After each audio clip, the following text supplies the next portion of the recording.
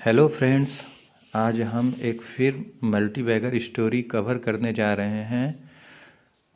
वह एक ऐसी कंपनी है जो आज सबकी चहेती कंपनी बनी हुई है। हम बात करने जा रहे हैं एसआरएफ कंपनी लिमिटेड की, जो कि 1970 में स्टेबलाइज्ड हुई थी। अगर बात करें कंपनी की तो यह technical textile, chemical, packaging film, aluminium foil और पॉलीमर के क्षेत्र में अग्रणी कंपनी है।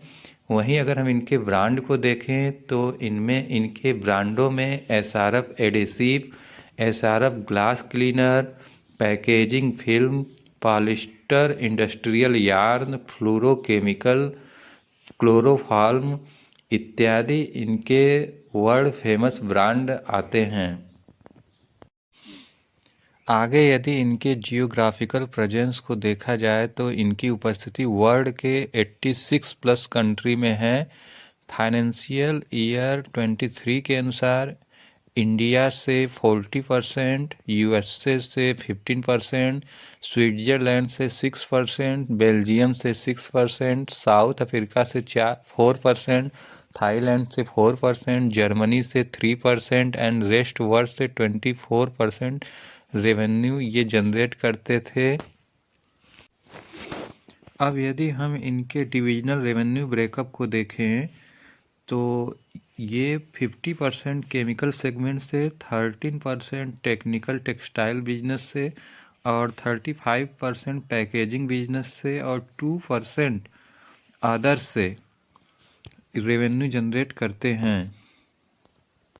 अब यदि आगे इनके मार्केट कैप की बात करें तो स्टॉक का मार्केट कैप 67,256 करोड़ है और इस वैल्यूएशन पे स्टॉक लार्ज कैप कंपनी कही जाएगी। स्टॉक 38.8 के पी पे ट्रेड कर रहा है।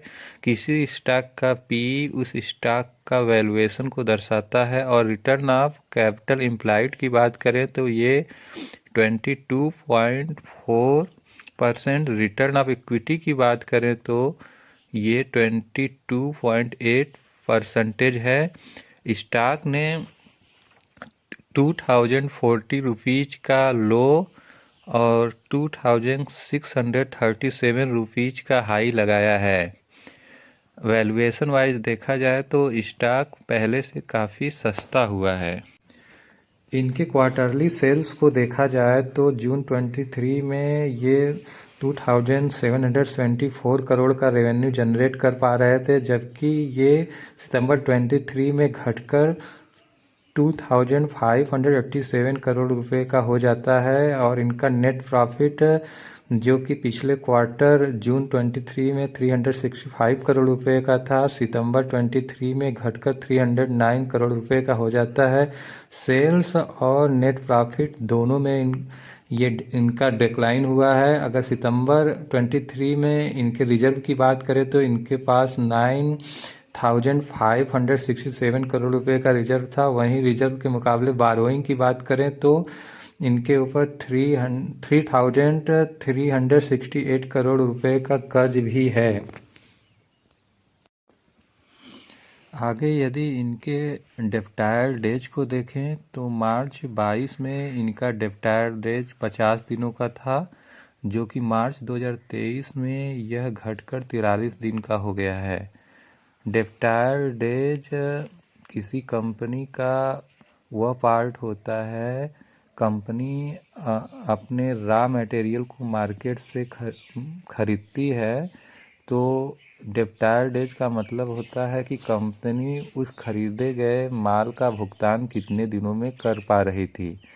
तो यहाँ पे पता चलता है कंपनी पहले 50 दिनों में उसका भुगतान कर पा रही थी, अब वह भुगतान 43 डेज में कर पा रही है। आगे यदि हम इन्वेंट्री डेज की बात करें तो मार्च 2022 में 136 डेज का इन्वेंट्री डेज हुआ करता था, जो मार्च 2023 में 120 डेज का हो गया है। इन्वेंट्री डेज को अगर डिफाइन करें तो इन्वेंट्री डेज कोई भी कंपनी जब अपने रॉ मटेरियल से प्रोडक्ट जनरेट करती है तो वो अपने गोदाम में उसको डंप करती है। तो पहले ये इनका माल 136 डेज तक गोदाम में पड़ा रहता था। अब ये मार्च 2023 में 120 डेज ही इनका माल गोदाम में डंप रह रहा है। इसका तात्पर्य है कि अब ये जल्दी जल्दी अपने माल को गोदाम से खाली कर रहे हैं, अर्थात इनका ऑर्डर बुक इस समय ज़्यादा होगा। और वही अगर हम इनके डे पेएबल की बात करें तो पहले मार्च 2022 में यह 104 दिनों का था, जो कि मार्च 2023 में ये बढ़कर 107 दिन का हो गया है, जिसे हम नेगेटिव कंसिडर करेंगे। डे पेएबल को अगर हम डिफाइन करें तो जब ये अपने माल को डीलर को सेल करते हैं तो पहले ये 104 दिन में भुगतान प्राप्त कर लेते थे। अब वो भुगतान ये 107 दिनों में प्राप्त कर रहे हैं, अर्थात इनकी उधारी ज़्यादा लग रही है। अगर वहीं हम इनके कैश कन्वर्जन साइकिल की बात करें तो पहले यह 81 डेज था, अब ये घटकर 56 डेज हो गया है। कैश कन्वर्जन साइकिल को अगर डिफाइन की जाए तो कैश कन्वर्जन साइकिल मीन्स जब हम किसी प्रोडक्ट में पैसा इन्वेस्ट करते हैं तो वो हमारा अमाउंट प्रोडक्ट के रूप में जनरेट होता है। तो वह प्रोडक्ट हमें कितने दिनों में कैश जनरेट करके दे पा रहा है। तो पहले इनका प्रोडक्ट 81 डेज में सेल्स हो जाता था, अब वो घटकर 56 डेज में ही सेल्स हो जा रहा है। अर्थात वो प्रोडक्ट 81 डेज में पहले कैश जनरेट करता था, अब वह 56 डेज में कैश जनरेट कर पा रहा है, जो कि इस कंपनी के लिए काफ़ी गुड कंसीडर किया जाएगा। और वही इनका वर्किंग कैपिटल डेज 76 डेज से घटकर मार्च 2023 में 55 डेज हो चुका है।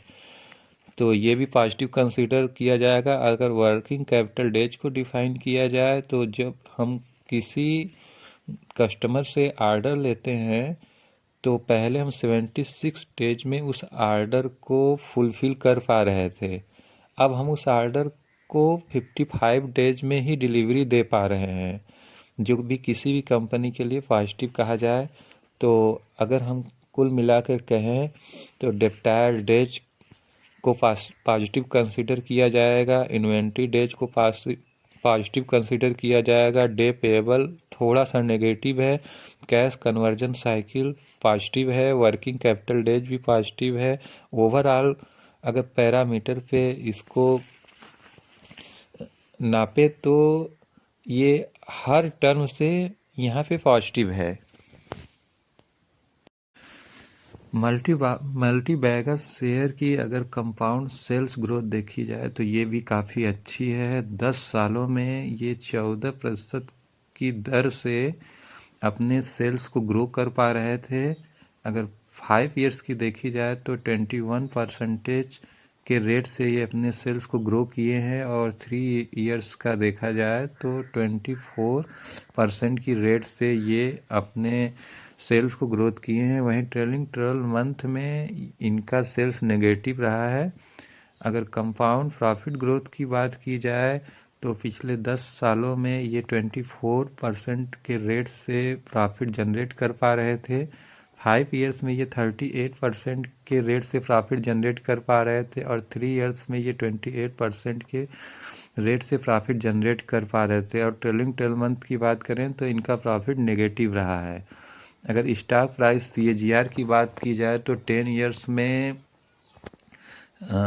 इक्विटी का मूल्य 49% रेट की से इंक्रीज हुआ है, अर्थात हर साल हमारा जो शेयर है 49% बढ़ जा रहा है। अगर 5 इयर्स की बात करें तो 40% रेट है, अगर 3 इयर्स की बात करें तो 28% की रेट है, और 1 ईयर की बात करें तो 7% की रेट है। स्टॉक प्राइस CAGR को अगर हम डिफाइन करें तो जब आप मार्केट से कोई इक्विटी परचेज करते हैं तो उस इक्विटी पे आपको कितना रिटर्न मिलता है उसे बोला जाता है स्टॉक प्राइस CAGR। ये रिटर्न किसी ईयर्स ज़्यादा भी हो सकता है, किसी ईयर्स कम भी हो सकता है। अगर रिटर्न ऑफ इक्विटी की बात करें तो 10 ईयर्स का 18% है, 5 ईयर्स का 21% है, 3 ईयर्स का 21% है और लास्ट ईयर का ये 24% रहा है। तो compound sales growth, compound profit growth, stock price CAGR, return of equity के मामले में भी यह कंपनी काफ़ी इन लाइन है। इनकी शेयर होल्डिंग पैटर्न को देखें तो 50.53% इसमें प्रमोटर की होल्डिंग है, 19.60% फॉरेन इंस्टीट्यूट इन्वेस्टर्स की होल्डिंग है और 7.81% इसमें म्यूचुअल फंड की होल्डिंग है, 5.25% इंश्योरेंस कंपनी की होल्डिंग है और 1.46% अदर DIs की होल्डिंग है और रिटेलर की होल्डिंग 15.35% है। हम देख पा रहे हैं कि इसमें FI, DI, mutual fund, insurance company सब ने जो है काफ़ी अच्छा वेल्थ लगाया हुआ है इसमें। तो कंपनी अच्छी है तभी इन लोगों ने इतना इसमें इन्वेस्ट करके रखा है। तो ये कंपनी शेयर होल्डिंग पैटर्न के अकॉर्डिंग भी अच्छी कंसीडर की जा सकती है। और वहीं अगर हम फॉरेन इंस्टीट्यूट इन्वेस्टर की बात करें तो दिसंबर 2021 से लेकर सितंबर 2022 तक इनकी होल्डिंग अपरिवर्तित रही। दिसंबर 2022 और मार्च 2023 में इन्होंने थोड़ी सी होल्डिंग ट्रिम की। उसके बाद से आप देख रहे हैं जून 2023 से लेके दिसंबर 2023 तक इनकी भी होल्डिंग अनचेंज्ड है, यानी FIs भी इस मल्टी बैगर शेयर में बिलीव कर रहे हैं। अब हम देख पा रहे हैं कि यहाँ पे प्रमोटर्स, FI, DI सब लोग इसमें अपना बिलीव बनाए हुए हैं। तो हमें भी इस शेयर को इस मामले में अच्छा कंसीडर करना चाहिए। और वहीं म्यूचुअल फंड की बात की जाए तो सितंबर 2022 और दिसंबर 2022 में इनकी होल्डिंग ज़्यादा थी। मार्च 2023 में इन्होंने अपने होल्डिंग को ट्रिम किया, जून 2023 में भी ट्रिम किया, उसके बाद सितंबर 2023 में अनचेंज रहा और हम देख पा रहे हैं कि दिसंबर 2023 में इन्होंने अपने होल्डिंग में फिर से इंक्रीज करना शुरू कर दिया है, क्योंकि इस शेयर का वैल्यूएशन इस समय कम हो गया है। इसलिए ये प्रॉफिट बुकिंग नहीं कर रहे हैं बल्कि अपनी होल्डिंग को धीरे धीरे इंक्रीज कर रहे हैं। यहाँ पे यह चार्ट प्रमोटर की होल्डिंग को दर्शाता है। हम इसको ध्यान से देखें तो दिसंबर 2021 से दिसंबर 2023 के बीच प्रमोटर ने कभी भी अपनी होल्डिंग को ट्रिम नहीं किया है। वो लगातार अपनी कंपनी में बिलीव जता रहे हैं, क्योंकि अगर प्रमोटर का विश्वास अपनी कंपनी में है तो बहुत ही अच्छा माना जाएगा। क्योंकि अगर प्रमोटर्स की होल्डिंग ज़्यादा है, अगर कंपनी लॉस में जाती है तो सबसे ज़्यादा नुकसान प्रमोटर को ही होगा। लेकिन हम देख पा रहे हैं कि दिसंबर 2021 से दिसंबर 2023 के बीच प्रमोटर्स 50% से ज़्यादा स्टेक होल्ड किए हुए हैं। अब आगे हम इनके चार्ट पे बात करें तो कोविड के समय इस स्टॉक का प्राइस मात्र 700 रुपीज़ का था, जो कि तेज़ी से इंक्रीज होकर 2750 रुपये पहुँच गया। उसके बाद से करीब 1 साल से ज़्यादा का समय हो गया है यह शेयर 2750 और 2050 के बीच में कंसोलिडेट कर रहा है।